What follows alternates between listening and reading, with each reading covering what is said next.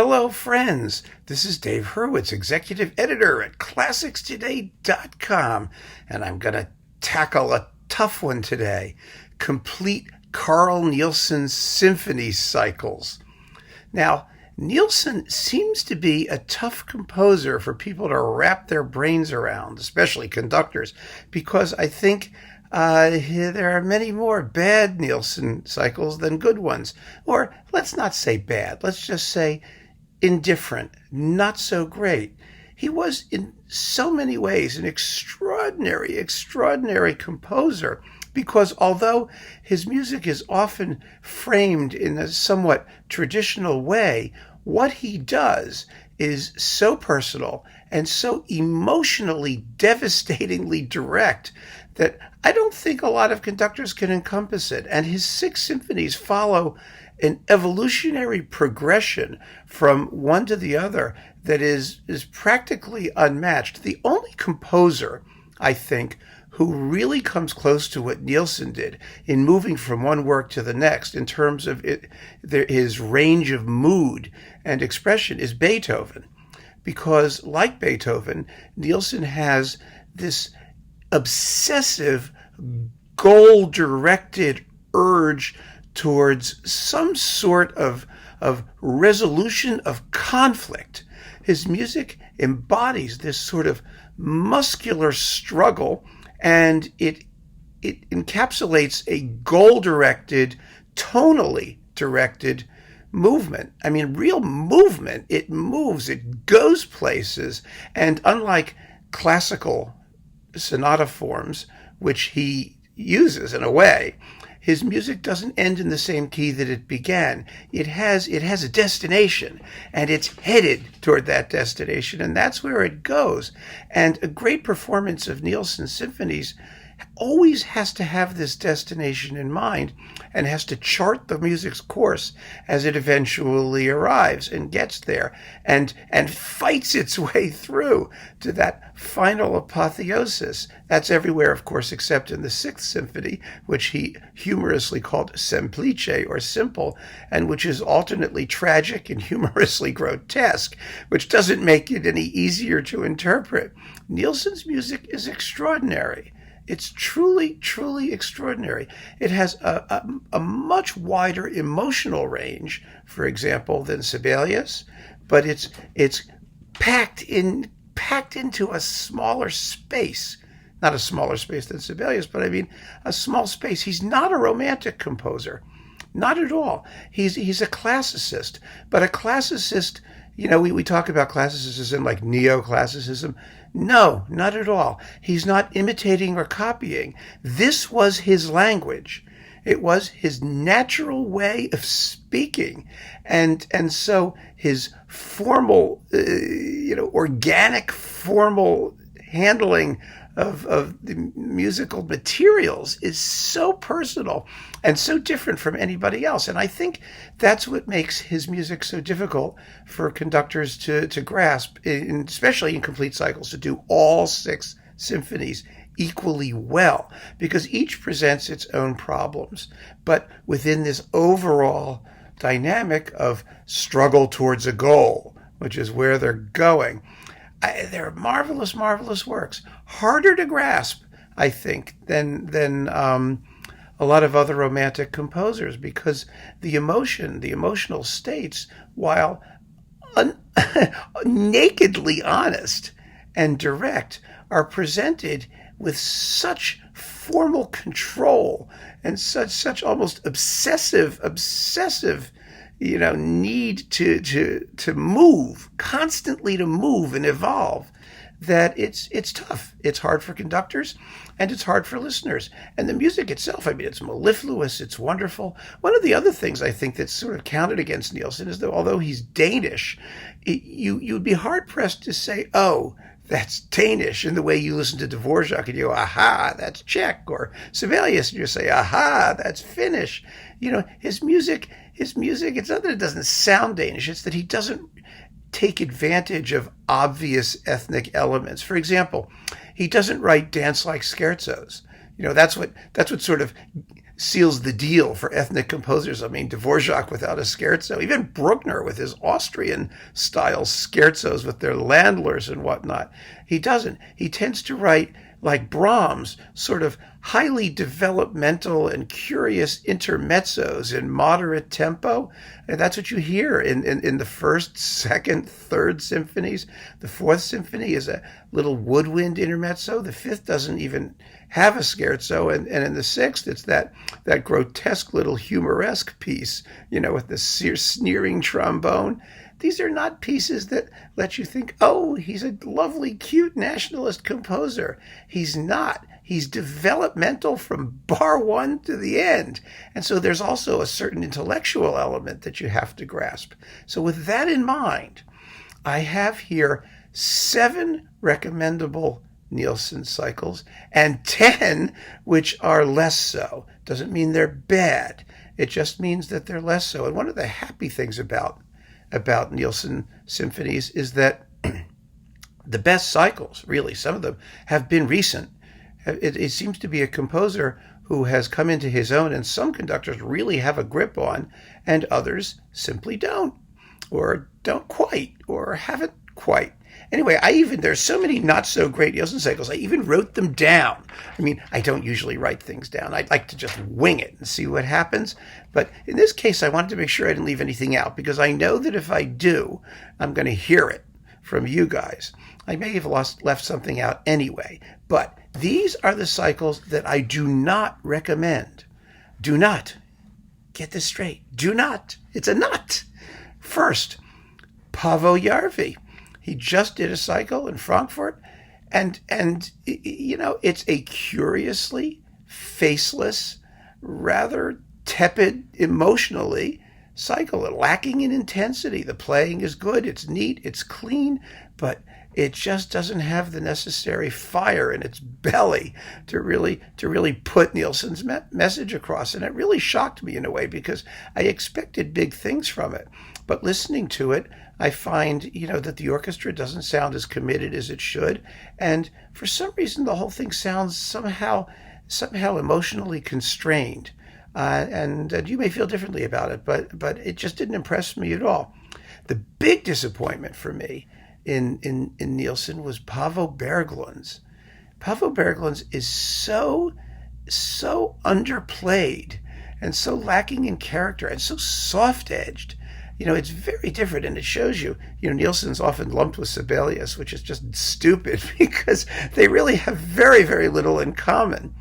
They really do. And Berglund is such a marvelous Sibelius conductor, because Sibelius is a composer who responds to the sort of textural awareness and clarity that Berglund looks for. That doesn't work with Nielsen at all. Nielsen is a big picture guy, and you really have to stress that energy and muscularity, and Berglund doesn't do that at all. It really, really surprised me. The recording is mushy and not... Ugh. Another one who's a wonderful Sibelius conductor, or who was until recently, was Osmo Venska. But he also made a Nielsen cycle, partly taking over the Hyperion recordings he did with the BBC. It wasn't the BBC Philharmonic, it was the BBC Scottish, or one of those BBC orchestras, and then with the Lahti Symphony Orchestra. And again, it's not, just because you're good at Sibelius doesn't mean you're going to be good at Nielsen. These are not very persuasive performances. They have their fussy bits, because Venska was heading towards his fussy period, and they don't have the energy and the momentum that they need. And that's strange, because Venska can do great Nielsen live. I saw him do the Fifth with the New York Philharmonic, and it was absolutely fantastic. But that excitement and that directness just didn't translate to the recordings. So the next, not to ignore, is Colin Davis on the LSO's label. It was just a mess. I mean, these performances are all over the place. Most of the time, they're very fast. When they aren't very fast, they're often very slow. When they aren't very slow, they're very tepid. Enough said. They're just not good. And then Chandos, who seems to have the license on so-so Nielsen cycles. They did a new one recently with the BBC Philharmonic and John Sturgard's. Boring. boring, boring. It's just boring. That's just boring. And then before that they did Bryden Thompson, also with the Scottish National Orchestra. It had a real dud of a Fifth Symphony. It had some interesting moments in the others, but again, it was too soft-edged and sloppy and just not tightly coiled and ferocious the way Nielsen has to be. Ridiculous. And before that, they did Rush-Desvensky. Now, I'm on the fence with Rush-Desvensky. I like a lot of Rush-Desvensky's cycle when I listen to it. It's slow. It's slow and heavy, but the music works. It works that way. And so as sort of a something to keep in mind cycle, for a while I liked it a lot because there wasn't so much available. And it was a different view. But over time, I've grown a little bit more tepid, if only because there have been better ones. But it's an achievement, a significant achievement of its type. It really is. So that's something to think about. Then there's Niemi Järvi. Now, Järvi participated in 2 Nielsen cycles. He finished the Myungwon Chung cycle on Bis, which started out, it's really good. And if Chung had finished it and done 4 and 6, it might have been one of the most recommendable ones because the other performances are pretty terrific. But Järvi's 4 and 6 were really slack. And then he redid the whole cycle for Deutsche Grammophon, and his sort of wham, bam, thank you, ma'am approach to ensemble just doesn't cut it with Nielsen. The whole performance, these performances, they need to be more disciplined, more driven. They need greater clarity. So forget Niemi Järvi. And then finally, well, there are 2 others that we need to talk about. There's the first Herbert Blomstedt. Herbert Blomstedt did an EMI Nielsen cycle in Denmark, which was the orchestra was not up to it at the time, and I don't think Blomstedt in his development as a conductor was up to it. So we'll get to his second one. His first Nielsen cycle has some lovely moments. It's nicely done, but it has nothing like the edge and impact of his San Francisco remake. So forget about Blomstedt's first Nielsen cycle. And finally, there's a combined cycle with Eugene Ormandy and Leonard Bernstein. It's really not bad because Bernstein, Ormandy did 1 and 6, and Bernstein did all the others. The trouble with Bernstein is that his 4th is lousy. And, it's a very mannered, very sort of didactic and not organic sounding performance. But 3 and 5 are terrific. And 2, a little bit heavy-handed maybe. Not bad for what it is, but again, you can do better. And so with that, that's the no Nielsen list. And it's a shocker. It's a shocker for me that there's so many that I can sort of just say, the heck with it. So let's talk about the good ones now, the ones that I recommend. The first, and in some ways one of the most interesting, is Theodore Kuchar with the Janáček Philharmonic Orchestra. It's on Brilliant Classics. It's amazingly good. Kuchar is an absolutely terrific conductor, and he doesn't set a foot wrong anywhere in any of these symphonies. He has the right directness and muscularity and energy that the music requires. The only problem with this cycle is that the orchestra is not world class. And now that we have cycles with orchestras that are world class, you could see how much that matters. If it's a little bit rough around the edges, but I got to tell you, if this had come out 20 years ago, we would have been raving that it was, the Nielsen cycle to end all Nielsen cycles. It is first class, and I recommend it very highly. It's very inexpensive, and if you have a chance to give it a listen. You really should. You really should. You'll be amazed. Next, Esa-Pekka Salonen. Not perfect because the sonics aren't great. And again, I think in the 4th Symphony, which he made while he was in Sweden, that's the one that sounds the worst in some ways. The CD, it sounds a little better than it used to, but the other performances are all very good. Really very, very good. Very exciting and sharp and clean and clear. And, Nielsen is a composer who works when you have a modernist conductor doing him in some ways. He doesn't work as well when you have a romantic conductor. I think Salonen understands Nielsen's sort of formal aptitude and energy, and he approaches him from a composer's almost modernist, lay the bones bare kind of approach, and it works. It works in Nielsen, and the fifth is really good in this cycle.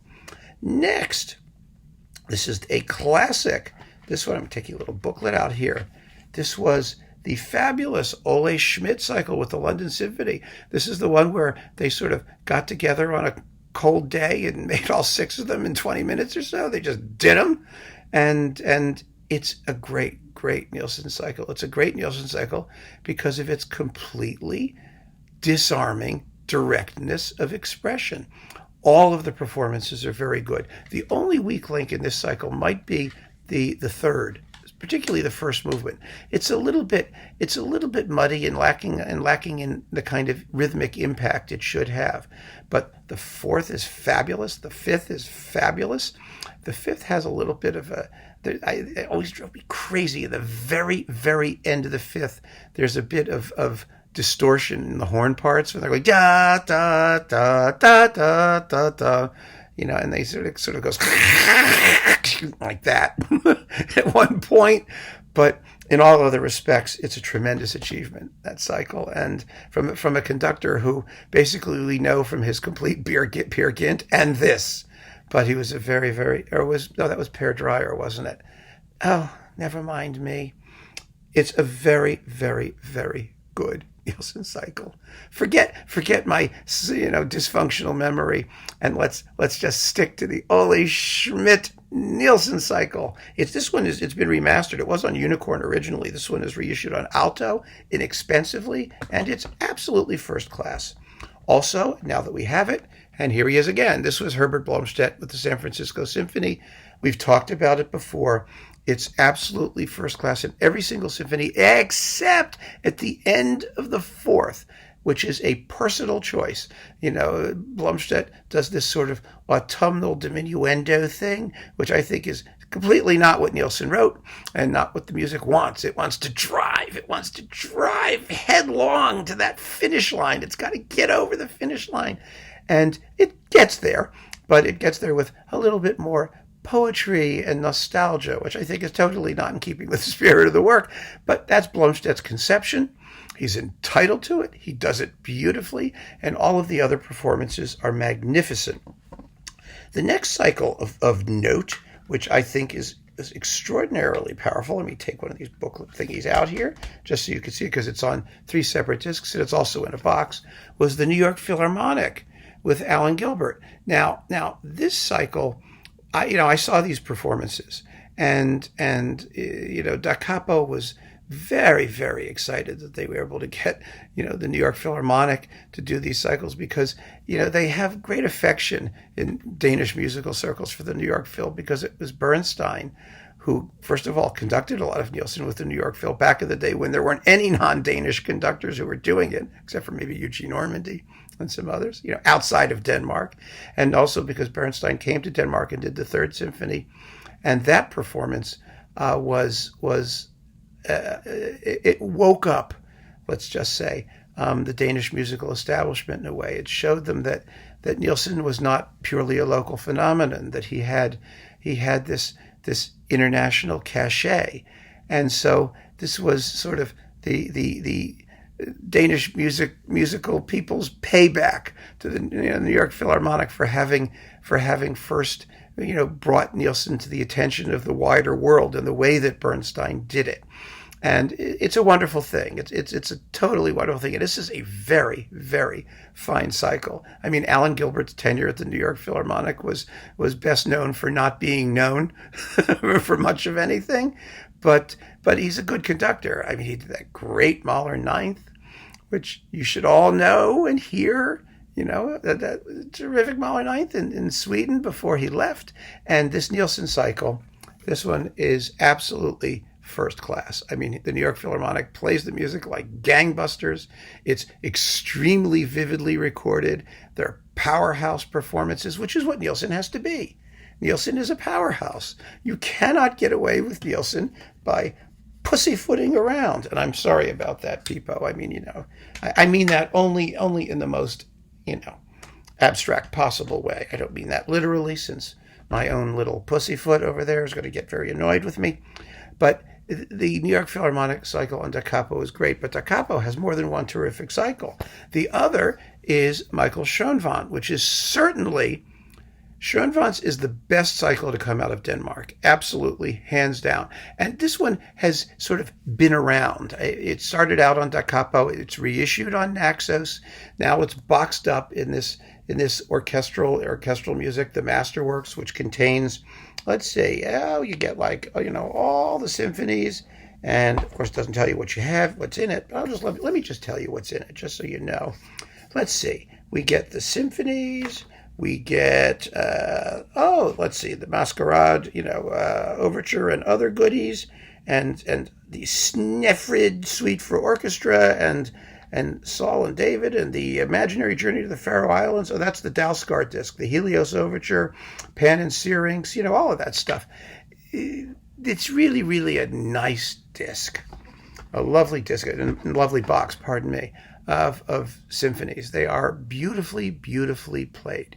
You might say perhaps that in the fifth, there are other performances that bring a greater amount of sheer energetic force to the music, but you can't quibble with the results that Schonwandt gets in the symphonies. They are first class, and you can buy them with complete confidence. However, the best Nielsen cycle out there is also the most recent, and this one just blew me away. And I've talked about it before. It's Sakari Oramo with the Royal Stockholm Philharmonic on BIS. It's an SACD. You can surround yourself with Nielsen if that's what turns you on. But, this is also, it's not in a box. It's got 3 separate discs. But my God, these are hot performances. The sonics, first of all, are amazing. And Oramo does everything right. Absolutely everything. It is as close to a perfect cycle as you are ever going to hear. And that's all I can say about it. It has the energy, it has the power, it has the formal grasp. It's just great. And Oramo, he never gets in the way of where the music wants to go. That's really sort of the thing. Most conductors, I've said this before, most orchestras are better than most conductors because they play the music under multiple conductors and they do the same thing over and over again. So they know the music better. They know it corporately. It's in their bones. And conductors come waltzing, and especially today, where orchestras generally do not work with one conductor for any length of time, conductors come waltzing in with their repertoire du jour for that year, and they have a couple rehearsals and to make their mark, and they pick a few spots, and all they're doing is getting in the way. They just get in the way of what the music wants to do. And that is nowhere more true than in Nielsen symphonies, because this music is moving with an organic, driving power that's generated from within. And all you can do as a conductor is mess it up. I'm serious. That's what most of them do. They just get in the way of where the music wants to go. They just stop that inexorable momentum that has to course through the entire piece, even if it's in separate movements, even if it has pauses. That's why Oramo is so wonderful in this music. He doesn't get in the way. I'm not saying he doesn't interpret. He does, but his ideas are consistent with where the music wants to go and what it wants to do, and don't prevent it from doing it, from getting there. Ultimately, in Nielsen, that's always the issue. That's always the issue. It's Nielsen versus the conductor, not Nielsen with the conductor. And that's sort of the secret, I think, of playing this music well. And that's why I think Oramo's recordings are the best. But any of these 7 cycles we've talked about have superb moments. They're all operating on a very, very high quality. They all get the music, and they all let Nielsen be Nielsen. All of the others in one way or another have their issues. So that is my take on the Carl Nielsen symphonies. I hope you will have the opportunity to hear at least some of these, and to give Nielsen, if you haven't been, all that warm to Nielsen, give him a chance. He challenges you. He challenges you, not the least because his music presents sort of conservative or traditional elements in a totally fresh and often very disconcerting way. And that's part of the marvelous thing about it. It really is. It's wonderful, wonderful stuff that still, in my view, isn't appreciated for the really amazing, amazing achievement than it is. I mean, I make the comparison between Nielsen and Beethoven, and that's a serious one because, if you say Bruckner, for example, took up the challenge of the Beethoven Adagio, then Nielsen took up the challenge of the Beethoven Allegro, and he succeeded. He succeeded where virtually nobody else did, and nobody else has since. He was absolutely the last composer in that vein, and precious for that reason. So keep on listening, folks.